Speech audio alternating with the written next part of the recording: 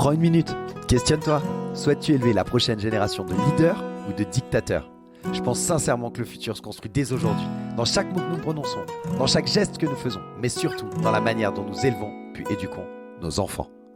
Salut à toi, bienvenue dans la saison 2 d'Ensemble Impactons Demain, renommée pour l'occasion Ensemble Impactons Demain Éducation, le podcast dédié à l'éducation positive. Chaque semaine, j'explore avec toi les facettes d'une parentalité saine, des façons innovantes d'accompagner nos enfants, afin que nous, parents, professionnels, société, nous impactions positivement l'avenir. Alors je suis Vincent Lopez, coach professionnel certifié spécialisé en éducation et en parentalité positive. Je suis passionné par l'humain, par l'éducation et l'importance de relations familiales saines et constructives. Au programme, je te propose des conseils pratiques, des recherches éclairantes, tout pour t'accompagner dans cette merveilleuse aventure qu'est l'éducation. Ensemble Impactons Demain Éducation, c'est bien plus qu'un simple podcast. C'est un mouvement vers une parentalité consciente et éclairée. Parce que le futur, il commence avec les leçons qu'on enseigne aujourd'hui. Rejoins-nous dans cette aventure pour ensemble impacter l'avenir par l'éducation.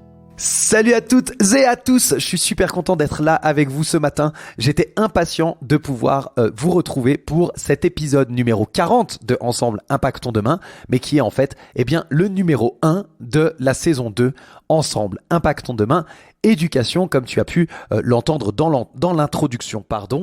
Et si tu n'as pas écouté la bande-annonce de cette saison 2, je t'invite à le faire parce que j'y donne tous les détails de ce qu'il va se passer durant cette deuxième saison de Ensemble Impactons Demain Éducation. Voilà pour la petite introduction aujourd'hui de qu'est-ce que nous allons faire. Nous allons plonger directement dans les fondations de ce que signifie élever et éduquer positivement nos enfants. En quoi est-ce que cela consiste ? Pourquoi c'est essentiel, à mes yeux en tout cas, de l'intégrer dans notre vie de famille ? Je vais te parler de tout ça. Je vais te parler de ce qu'est l'éducation positive et surtout de ce que ça n'est pas. Alors, installe-toi, prends des notes si tu le souhaites et ensemble, on va aller explorer comment on peut transformer cette approche de l'éducation pour le bien-être de nos enfants et ainsi impacter demain positivement. Alors, on commence directement avec qu'est-ce que c'est que l'éducation positive ? Qui est souvent aussi appelée éducation bienveillante ou éducation non violente, etc. etc. Il y a de nombreux noms. Finalement, c'est quoi ? C'est une approche qui va mettre l'accent sur le respect, l'empathie et la communication, tout simplement. Et aujourd'hui, d'ailleurs, je vais te donner la définition que donne le Conseil de l'Europe sur la parentalité positive. Ouvrez les guillemets. Elle se réfère à un comportement parental fondé sur l'intérêt supérieur de l'enfant qui vise à l'élever et à le responsabiliser, qui est non violent et lui fournir reconnaissance et assistance en établissant un ensemble de repères favorisant son plein développement. Fermez les guillemets. Voilà, ça c'est la définition que donne le Conseil de l'Europe. Aujourd'hui, on ne doit plus simplement être un bon parent finalement pour notre enfant et faire attention à tous les comportements qui seraient dangereux ou qui pourraient être délétères pour la société, etc. Mais pour être aujourd'hui un parent considéré comme bon, il faut simplement viser le plein développement de notre enfant. Je ne sais pas trop ce que ça veut dire le plein développement de notre enfant et pourtant, crois-moi, tu le verras dans les épisodes, je crois m'y connaître un petit peu en développement de l'enfant. Donc voilà, c'est une définition qui est très large. Finalement, c'est un but qui est visé par des autorités publiques, mais ça ne nous donne pas grand-chose. Et surtout, je trouve, c'est une définition qui met de la pression sur les épaules des parents. En fait, de manière générale, ça va être le parent. S'il y a une mauvaise éducation, c'est de la faute du parent, quoi. Tu vois ? Donc voilà. Et donc, je ne sais pas si tu auras fait attention, mais depuis le début, j'ai commencé en te parlant d'élever et d'éduquer l'enfant. On parle dans la définition du Conseil de l'Europe de l'élever et de le responsabiliser. Et on parle aussi d'éducation. Donc, la première chose que j'ai envie de faire, c'est de te partager une réflexion sur la différence entre élever et éduquer. Parce que je crois réellement que ça fait partie finalement déjà des fondements pour réussir un petit peu à comprendre en quoi consiste finalement notre rôle à nous en tant que parents. Donc si je résume de manière générale dans les écrits et dans les sources que l'on peut rechercher, l'élevage, élever son enfant, de manière générale, l'élevage, c'est plutôt associé à ce qu'on appelle la croissance physique et les besoins fondamentaux de la vie. Tu vois, tout ce qui va être de le nourrir, de lui donner de l'affection, parce que ça fait partie des besoins fondamentaux. L'être humain est un être social par définition, et sans relation sociale, eh bien, il peut se laisser mourir. Et par conséquent, il est nécessaire d'avoir de l'affection. Donc, ça fait partie de l'élevage. Et puis, l'éducation, eh bien, c'est plutôt lié au développement de ce qu'on appelle plutôt la créativité, l'intelligence, la conscience, etc. Quelque chose de, tu vois, d'un peu plus élaboré, d'un peu plus spirituel. Donc, c'est la différence que l'on retrouve de manière générale entre élever et éduquer. Et je trouve, moi, que cette définition est assez bonne parce que ça voudrait dire que notre rôle de parent, il est à la fois d'élever nos enfants, mais également de les éduquer. Voilà pour cette petite précision. Tu me diras dans les commentaires ce que tu en penses, mais vraiment, je trouve que c'est quelque chose qui paraît assez juste. Alors, pour en revenir bien, à ce qu'est l'éducation positive et la parentalité positive, en fait, contrairement aux méthodes traditionnelles, elle ne va pas reposer sur la punition ou sur la récompense, mais sur l'accompagnement de l'enfant vers l'autonomie et la compréhension de ses émotions. En fait, il va s'agir plutôt d'essayer de le guider, on va dire, sans chercher à imposer vers où l'amener. Ça va être une première étape, je dirais. Ça va être également d'essayer de le comprendre réellement, d'essayer de comprendre pourquoi il a telle réaction, d'essayer de comprendre pourquoi il fait telle ou telle chose sans le juger et de l'encourager de manière générale et tout ça sans conditionner avec des carottes. Tu vois, la méthode du bâton et de la carotte, ça n'est plus d'actualité lorsque l'on parle d'éducation positive. C'est une approche qui est soutenue par des années de recherche en psychologie du développement de manière générale. Elle nous montre en fait que les enfants qui sont élevés dans un environnement qui est empathique et sécurisant, ils développent finalement mieux leur capacité à gérer leurs propres émotions et à interagir avec les autres. Et avant de poursuivre vers les bienfaits de cette éducation positive, ce que j'ai relevé en tout cas, ce que je vais te présenter, eh bien j'aimerais te poser une question, t'inviter à te questionner. Comment est-ce que toi, tu gères tes émotions? Comment est-ce que tu les partages? Comment est-ce que tu les retiens? Comment est-ce que tu les enfouis? Etc., etc. Quel est ton rapport à tes propres émotions? Et je te parle de toutes les émotions, pas seulement les émotions positives ou les émotions plutôt neutres ou des émotions que tu pourrais considérer comme négatives, même si à mes yeux, et on en reparlera dans d'autres épisodes, les émotions ne sont pas négatives, elles ont une utilité. Et donc, on y reviendra en l'occurrence dans l'épisode 41 de Ensemble Impactons Demain Éducation, puisque je te parlerai de comment faire face aux crises de colère de ton enfant. Donc, nous allons parler émotions dans cet épisode-là. Bref. Et donc, moi, mon invitation aujourd'hui, c'est de te dire comment est-ce que toi, tu gères tes propres émotions et comment est-ce que tu interagis de manière générale avec les autres. Quel est ton mode de communication, ta manière de créer du lien, etc., etc. Pose-toi ces questions et essaye de faire le lien avec comment tu as reçu, quelle éducation tu as reçue finalement et comment tu l'apprivoises aujourd'hui.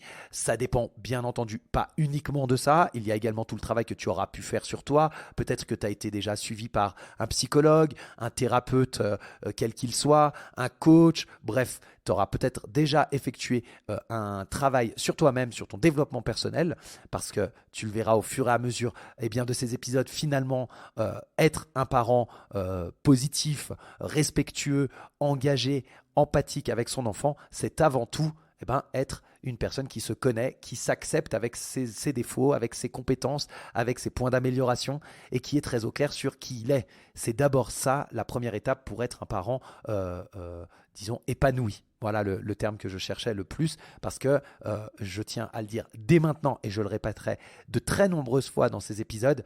Il n'y a pas de mode d'emploi, il n'y a pas de parents parfaits, nous sommes tous des parents imparfaits et c'est tant mieux.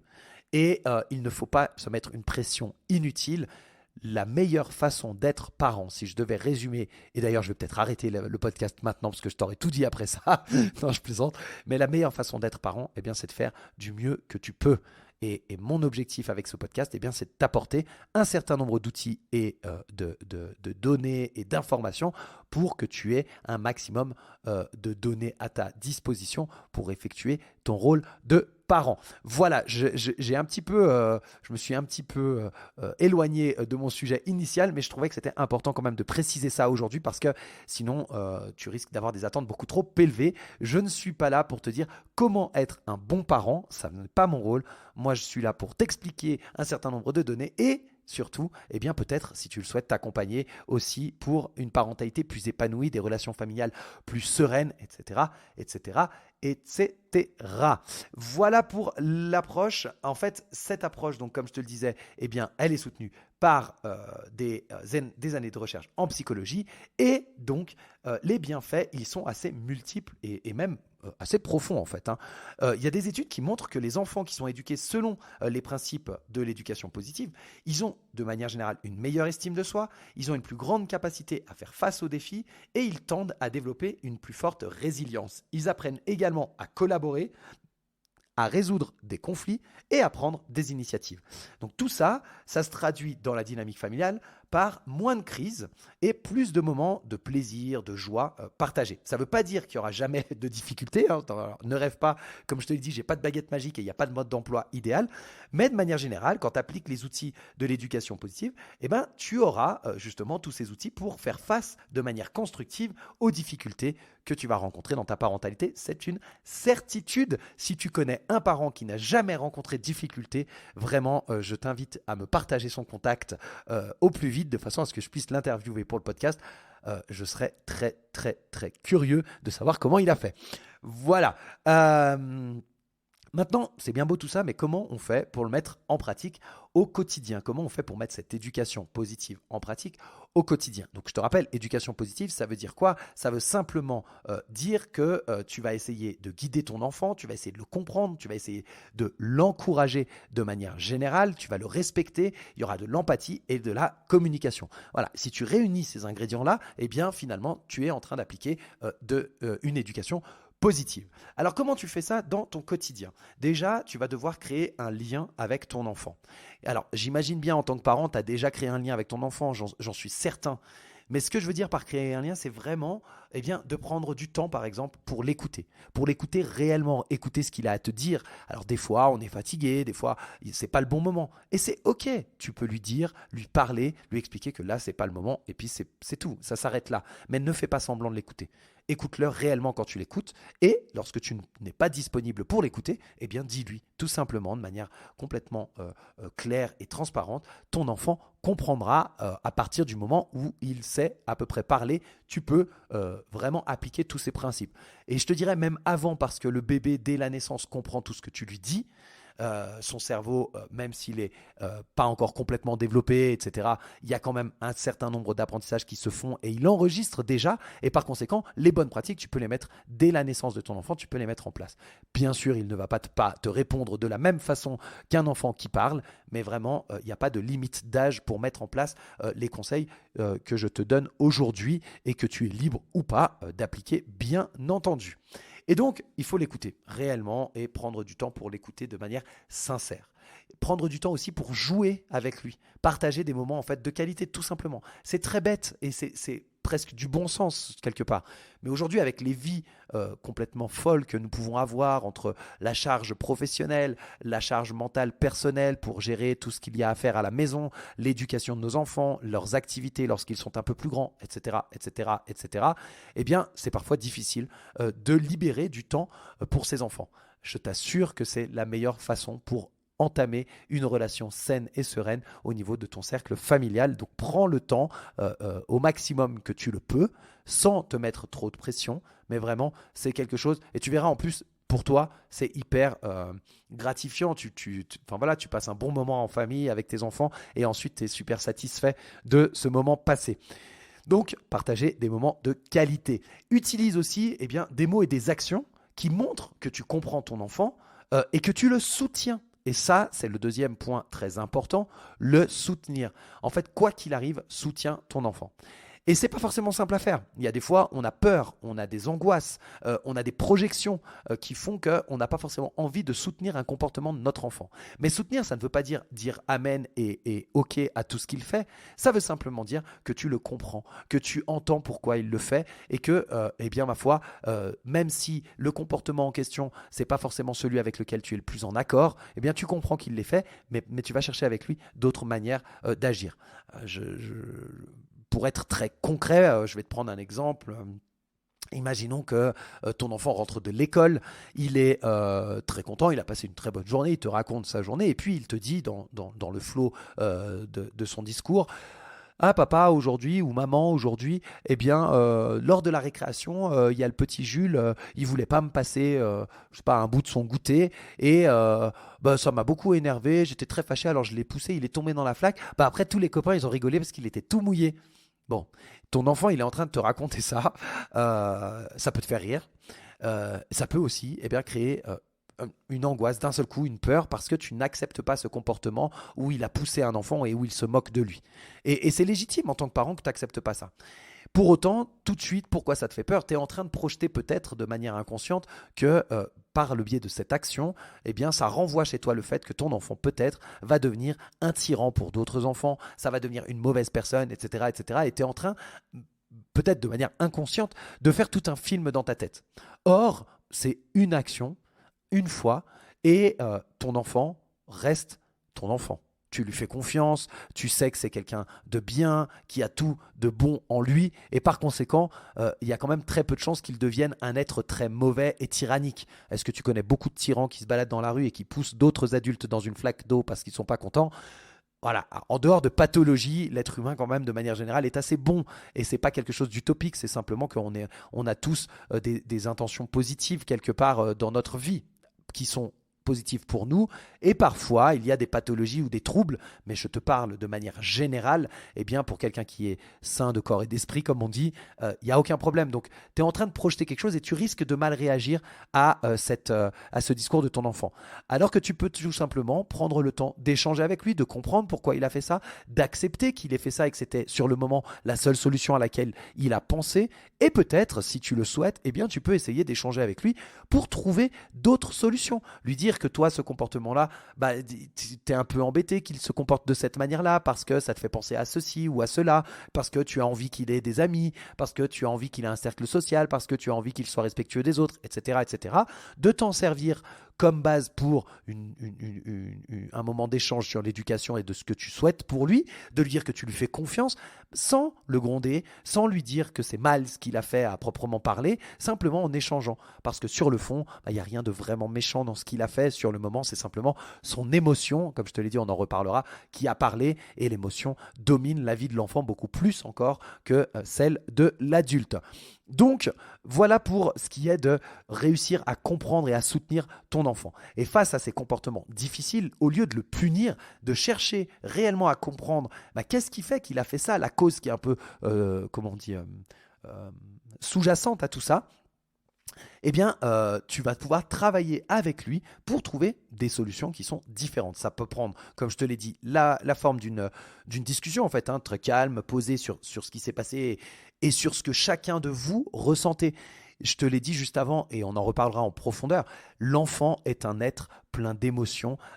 Vraiment, les émotions dominent sa vie beaucoup plus que nous. Et donc, si tu lui permets et que tu lui apprends petit à petit à exprimer ses émotions et ses ressentis, et non seulement en lui demandant, en le questionnant, en lui offrant l'opportunité mais également toi, en exprimant les tiennes, tes ressentis sur ce qui s'est passé, eh bien c'est la meilleure façon finalement de l'accompagner pour qu'il puisse les vivre de manière pleine et entière et les comprendre, pouvoir les nommer et puis les vivre par la suite.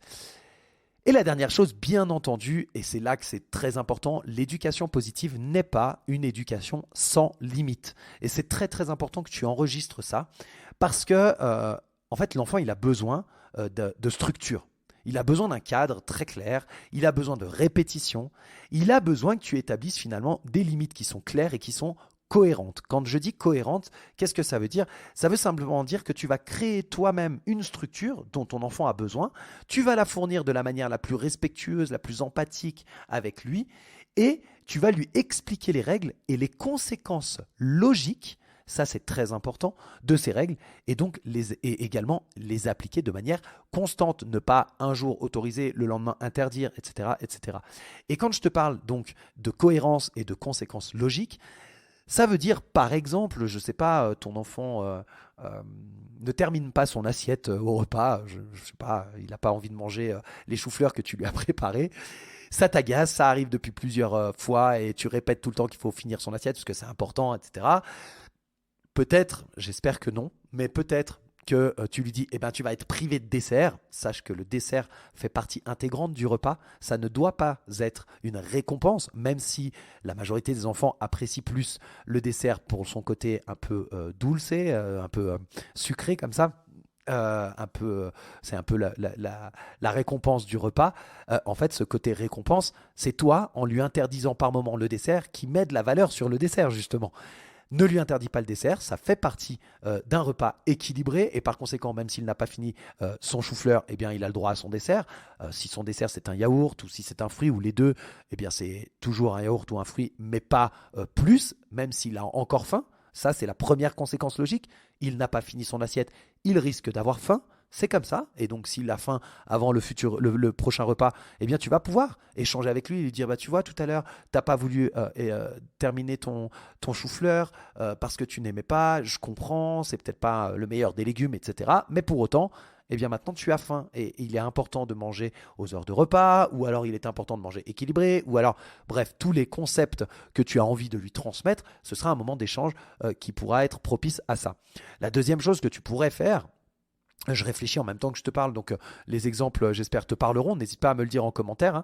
Hein. La deuxième chose, c'est simplement de lui dire, bon, ok, tu n'as pas envie de finir tes choux-fleurs, il n'y a pas de problème, on les laisse comme ça. Ce que je te propose, parce que ça fait quand même plusieurs fois que tu ne termines pas tes légumes, etc., c'est que demain, si c'est en semaine, peut-être on attend le week-end, enfin bref, un moment où tu auras du temps avec lui, eh bien tu lui proposes, tu lui dis, je te propose demain, on va passer un moment tous les deux, ça va être super chouette, on va cuisiner ensemble et c'est toi qui vas définir le repas. Le fait de faire ça, ça l'implique, ça le rend un peu plus autonome, ça lui donne de la responsabilité et la plupart du temps, il va choisir des aliments. La consigne, c'est d'avoir un repas équilibré, donc c'est toi qui définis le repas équilibré en termes de, je ne sais pas, protéines, lipides, glucides par exemple, et de lui dire, voilà, la consigne, c'est d'avoir au moins un élément de chacune de ces catégories, mais ensuite tu choisis ce que tu veux. Et puis l'enfant va pouvoir choisir lui-même les aliments du repas et par conséquent, eh bien, sans doute, il finira beaucoup plus facilement son assiette et tu vois, il n'y aura pas eu de besoin de s'énerver et puis petit à petit, tu construiras comme ça avec lui. Des fois, si je reprends l'exemple du chou-fleur, hein, je ne sais pas pourquoi, mais imaginons, on reprend l'exemple du chou-fleur, peut-être qu'il ne l'aime pas parce que tu l'as préparé comme ça à la vapeur ou à l'eau. Si tu lui fais griller en gratin, peut-être qu'il aimera plus. Tu vois, il y aura un autre goût, quelque chose de différent. Si tu le fais en purée, mélanger la purée de betterave et de chou-fleur, vraiment, je te le conseille si ça n'a jamais été fait, c'est extraordinaire et en plus c'est super joli dans un bol, tu mélanges les deux, tu as le violet qui vient au milieu du blanc, c'est magnifique. Voilà, c'était une petite aparté de nouveau, mais voilà, tout ça pour te dire, l'important c'est vraiment d'essayer d'échanger un maximum, ça n'empêche pas de poser des limites qui sont claires et le petit conseil supplémentaire c'est je t'invite, si tu peux le faire, eh bien de poser les règles avec ton enfant. Et puis de définir avec lui les conséquences logiques s'il ne respecte pas la règle, de façon à ce qu'il sache par anticipation ce qu'il risque s'il enfreint une règle. Et il va en enfreindre, c'est certain. C'est le principe même de l'éducation et de l'évolution de l'être humain. Nous enfreignons des règles. Ça nous sert à nous construire également. Les limites sont là pour nous construire. Donc ne t'inquiète pas, c'est tout à fait normal que ton enfant le fasse. Voilà donc pour cet épisode. J'espère que ça t'aura plu. Un épisode peut-être un peu plus long que ce que j'avais prévu initialement. Mais ma foi, je crois que ça ira. Il était pas mal. Dis-moi ce que tu en penses. En tout cas, pour résumer, eh bien, l'éducation positive, comme je l'appelle, et qui peut être appelée de plein de manières différentes, c'est simplement une invitation à éduquer et à élever nos enfants avec empathie et respect, comme je te l'ai dit. Leur donner des outils pour devenir des adultes qui soient le plus équilibrés et heureux possible, dirons-nous. Et aujourd'hui, en fait, on a juste exploré la pointe de l'iceberg. Donc j'espère que ça t'aura donné un aperçu et que ça t'aura inspiré à approfondir le sujet. Je te mets dans la description de l'épisode un certain nombre d'études scientifiques, mais également des ressources sur des sites que j'ai trouvées intéressantes pour pouvoir aller approfondir le sujet. Je te mets également un ou deux livres que j'ai beaucoup aimés et qui sont un peu références dans le domaine de l'éducation et de la parentalité positive. Dans le prochain épisode, comme je te le disais, on va plonger beaucoup plus en profondeur dans les stratégies pour gérer les crises de colère, comment tu peux rester calme face, disons, aux tempête, parce que c'est vraiment le mot, c'est une tempête émotionnelle que vit ton enfant et accessoirement qu'il peut te faire vivre. Je te partagerai des astuces, je te partagerai également des approches pour t'aider à affronter, à naviguer dans ces moments qui peuvent être intenses. Je te remercie en tout cas pour ton écoute d'aujourd'hui. Si tu as des questions ou même des retours d'expérience à partager, vraiment, n'hésite pas à le faire. Je te mets le contact dans la description de l'épisode. Tu auras le contact par mail et tu peux également me contacter par Instagram. Ton retour, il est hyper précieux et il m'aide à construire, à décider, à façonner les futurs épisodes de ce podcast. Si tu as trouvé cet épisode utile, eh bien, je t'encourage, bien entendu, si ça n'est pas déjà fait, à t'abonner pour ne rater aucune sortie. Je t'encourage également à le partager avec d'autres parents, avec d'autres professionnels de l'éducation. Et surtout, si tu peux prendre une petite minute pour laisser un commentaire sur Apple Podcast, sache que ça aide grandement au référencement du podcast. C'est vraiment la meilleure façon de soutenir le travail. Et donc, je t'invite à laisser un commentaire, même négatif, parce qu'il me permettra aussi d'améliorer le contenu. Voilà, tu trouveras donc, comme je te l'ai dit, toutes les références des études, des articles, de livres ou des sites internet dans la description de l'épisode. Et je te laisse en te disant à la semaine prochaine et que d'ici là, cette éducation positive, elle puisse t'accompagner au maximum dans tes aventures parentales. Salut!